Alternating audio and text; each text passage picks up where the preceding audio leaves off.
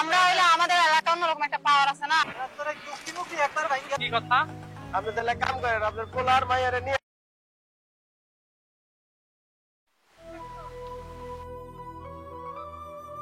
পড়ালেখা করে কি করলাম?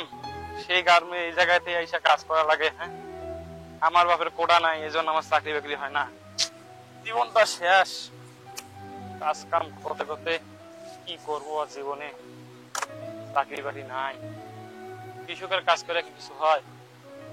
হ্যাঁ, জীবন শেষ আমাদের। চাকরি বাকরি না পাইলে কেমনে চলবো সংসার? এতদিন 15-16 বছর পড়ালেখা কইরা এটা কোনো কথা?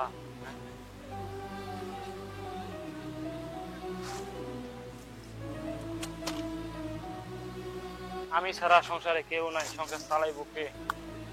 সংসার চালার তো লোকও নাই।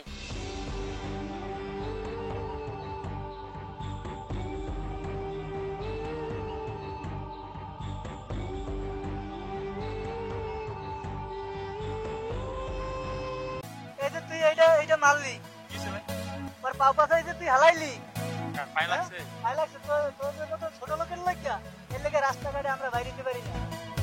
পরে তো কৃষকের কাজ, আর ভাবলা তুই পুরো মনে হয় তুই মন্ত্রী পুলিশ। হ্যাঁ, আমার যদি কিছু হইতো এখন তাইলে কি হইতে পারে? আমি তো দেখি নাই। মা ক্ষমা চা, বুঝলি তোর ক্ষমা চা। ছোট লোকদের আর কোনো কাজ আছে? এই উপর দেওয়ার কোনো ব্যবস্থা আছে? একটু দেখতো, একটু ব্যবস্থা করতে পারছ কিনা? আছে, ওই জারে লোক আছে। দেখে দাও। এখন মানে খাইতে গেছে ভাই, একটু পরে আসবে, একটু পরে। ভাই গরম লাগতেছে, একটু পাশে গিয়ে বসি। অপেক্ষা করেন একটু। খাওয়াই দিয়ে শালারা এমন ভাব নিয়ে গেল, মনে হয় ওরা একাই পড়ালেখা করছে, ওরা একাই শিক্ষিত, আমরা পড়ালেখা করি নাই। যাই হোক, কাজ কাম করি, মানুষের কথায় কান দিয়ে লাভ নাই। থাক, ঠিক আছে, অনেক কাজ করলাম, বাসায় যাই, পরে আবার আসবো না। এত গরম। কোন এলাকায় আইছি? একটু আগে একটা লাগে ঝগড়া লাগলো, তোর পায়ের উপরে হালাইছে টুকরি। চলো নৌকা নিয়ে না, কাটে নাই, নৌকা দিয়ে ঘুরে আই, চলো। দিয়ান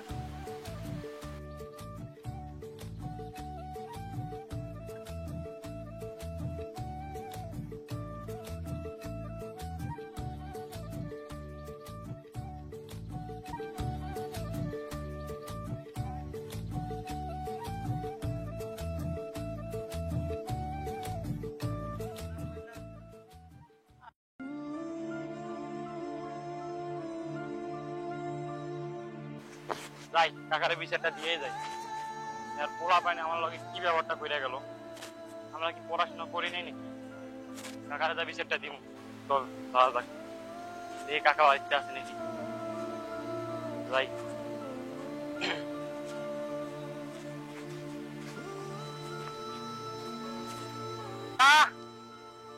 এ কাকা, শাহিন কাকা, এদিকে আসেন, এদিকে আসেন, এদিকে আসেন, আপনার সাথে কথা আছে। এদিকে আসেন। কাকা, আজকে আমি নদীর থেকে ঘাটে যে আমাদের জমিটা আছে না, এই জায়গায় কাজ করতে যাওয়ার সময় আপনার মেয়ের পায়ে ডালি আছে না, ডালি পায়ে লাগছে।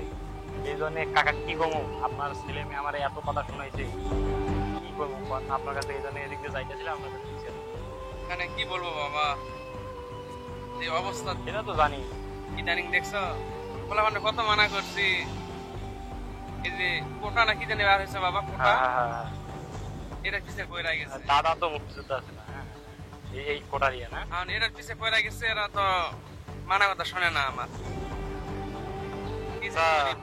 খুব হিসাব করছি, তোরা যাস নে। দেখেন আপনি, আমি যাই, আমার আরো কাজ আছে। হ্যাঁ, আর আমার তো আপনি তো জানেন আমি কিরকম পড়ালেখা করছি। জানি বাবা তুমি কেমন, চাকরি না পেলে আমি আচ্ছা দেখি ওরা আসুক বাসায়, আমি ওদের স্কুলে দেবেন কেন করছে তোমার। আমি যাই তাহলে, আমার কাজ আছে। ভালো থাকে না, আমি পকা দেবো না।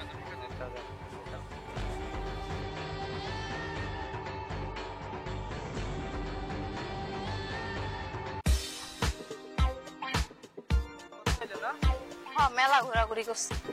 চলো, তাড়াতাড়ি তো হ্যাঁ, বাড়িতে যাই। করতে পারে। চলো।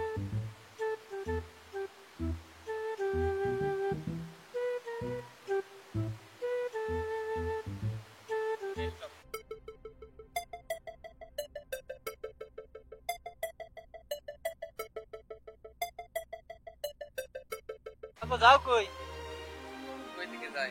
আমি শুনলাম যে ওই যে নদীর ওই পারে ওই যে এক পোলায়নে যে ঝুড়ি দিয়ে কাজ করতেছিল, তোমরা নাকি পোলারে বকছ? আপু কি হচ্ছে জানেন? কি করছে? হ্যাঁ ও ওই জায়গায় মাঠে কাজ করে। হ্যাঁ ওরে কতটি বলান দিছি, তো একটা তো ডাক দেয় নাই। তারপর ডাক দিছিল আর আইছে, কই কিরে তুই কিছু হলো না, তো ডাকতে আসি এতক্ষণ ধরে। ও পুরো ভাবতে হইতে আছে।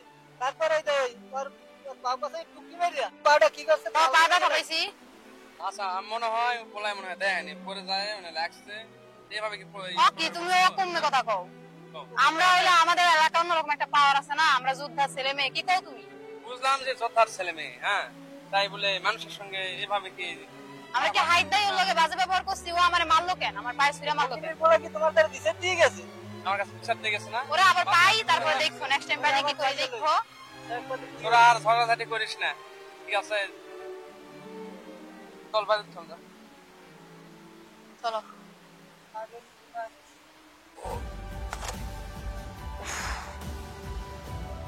ও অনেক কাজ করলাম, যাই একটু যা বসি। বসি আর ভাল লাগে না।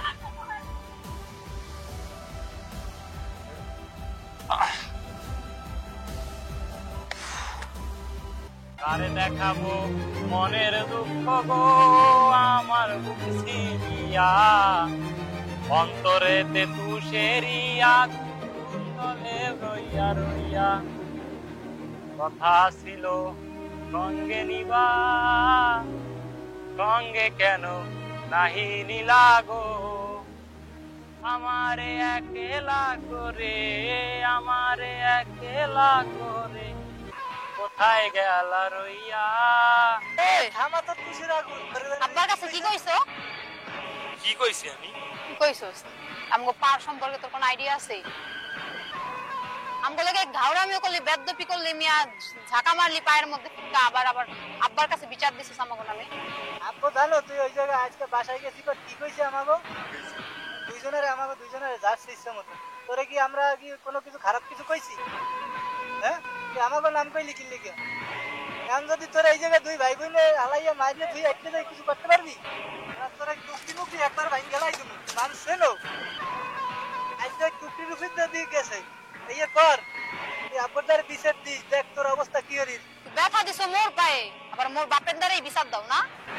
দাঁড়ান উপরের বার খালি পাই। ওরে আজকে ছাড়িয়ে দিলাম আজকে চলো। ওরা আমার সাথে এরকম ব্যবহার করে গেল, উপরে আল্লাহ আছে, আল্লাহ দেখতেছে। আমাদের এলাকার এমপি আব্দুল্লাহ সাহেব, উনিও তো যোদ্ধার সন্তান, উনি তো এরকম ক্ষমতা দেখায় না। আমি এমপি সাহেবের কাছে যাই, তারপরে দেখি কি হয়। আমি এমপি সাহেবের কাছে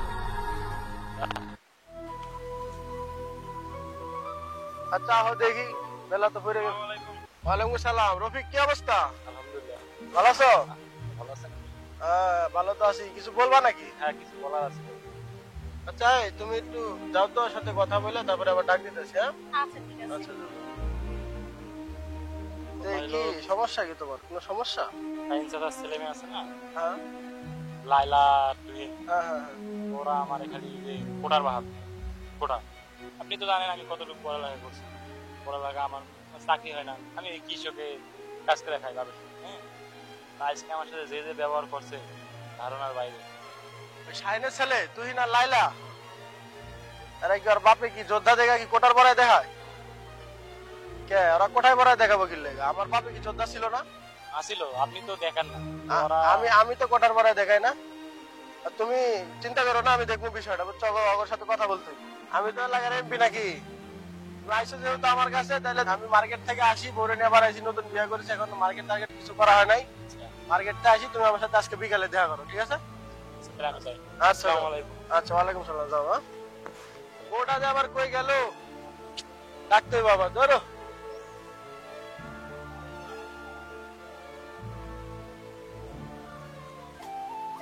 কিছু কিনলা না বউ? মার্কেটে তো গেলাম, তোমার যে কি পছন্দ আমি তো বুঝি না। নতুন বিয়া করে করছি ঝামেলার মধ্যে, কি পছন্দ হয়?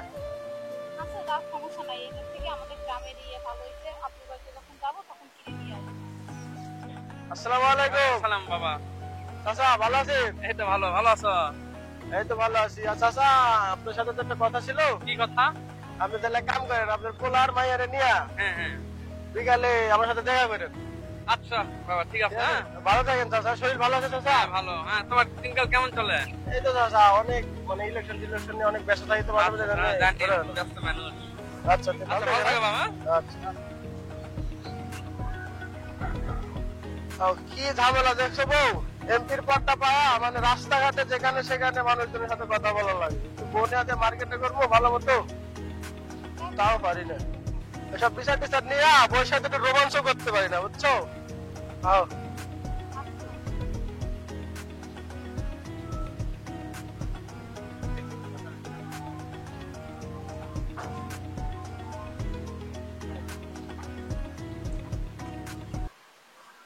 এমপি সাহেব যে আবার ডাকছে আমারে, জানি না কি জি বিচার হবে। আমরা কি জি করছে আল্লাহ জানে। আর তো ওই পোলায় যদি খারাপ কোনো কিছু করে, ঠিক আছে, ওরা কিন্তু ওই সালিশের ভিতরে ওই কিন্তু মারবে কিন্তু। না কিন্তু কেউ তো মারবে এরকম না। কিছু করবে না তোমরা। শোনো আমি একটা কথা বলি, শোনো। এমপি সাহেব যে বিচার করে দিবে এটা শুনবা ভালো করে, ঠিক আছে?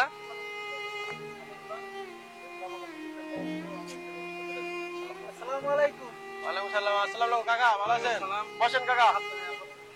বসেন, আমাকে আপনি আমার কাছে বসেন। ওই ওই বস।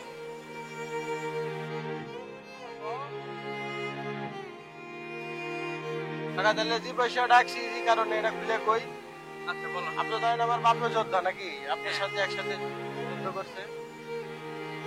ডাকছি হলো আপনাদের ছেলে মেয়ে। উনি হলো একটা কৃষকের ছেলে।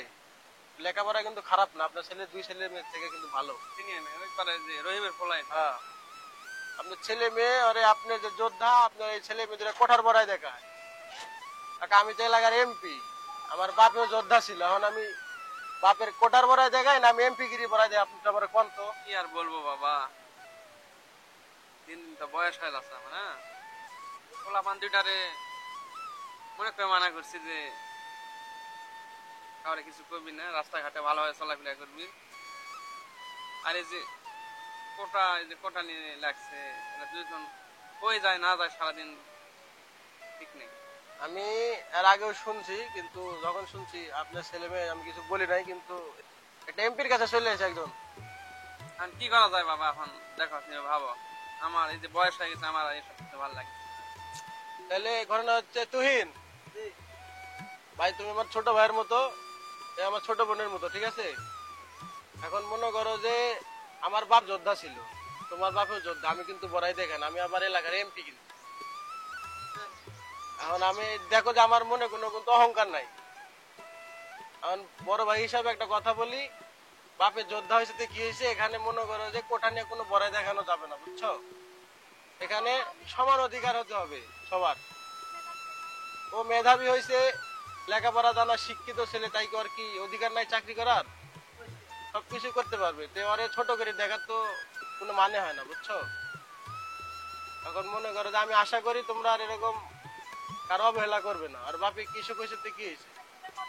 হ্যাঁ, উনি মনে করো একজন মেধাবী ছাত্র, আমি জানি যতটুকু জানি তোমাদের থেকে ভালো ছাত্র হই।